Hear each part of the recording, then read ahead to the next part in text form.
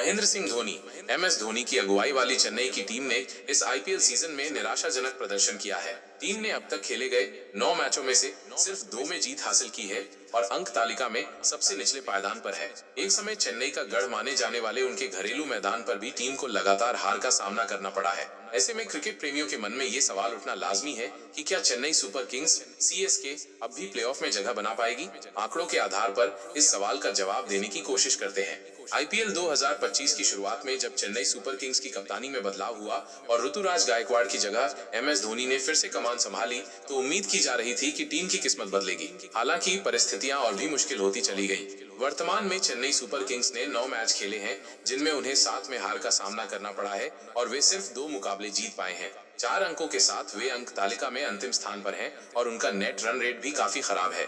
अब सवाल ये है कि ऐसी स्थिति में चेन्नई सुपर किंग्स के प्लेऑफ में पहुंचने की संभावना कितनी है। आंकड़ों के लिहाज से देखें तो चेन्नई के लिए प्लेऑफ का टिकट हासिल करना एक कठिन चुनौती है, लेकिन ये पूरी तरह से असंभव नहीं है। इसके लिए 3 प्रमुख शर्तों का पूरा होना जरूरी है।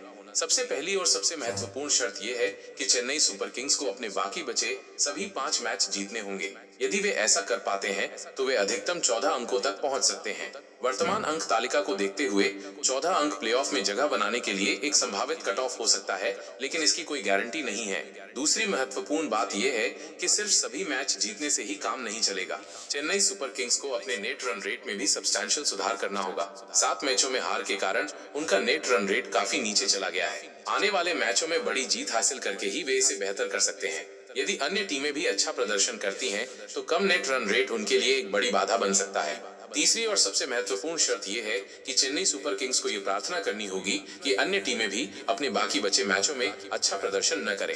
विशेष रूप से उन्हें यह उम्मीद करनी होगी कि ज्यादा से ज्यादा टीमें 14 या उससे कम अंकों तक ही सीमित रहें।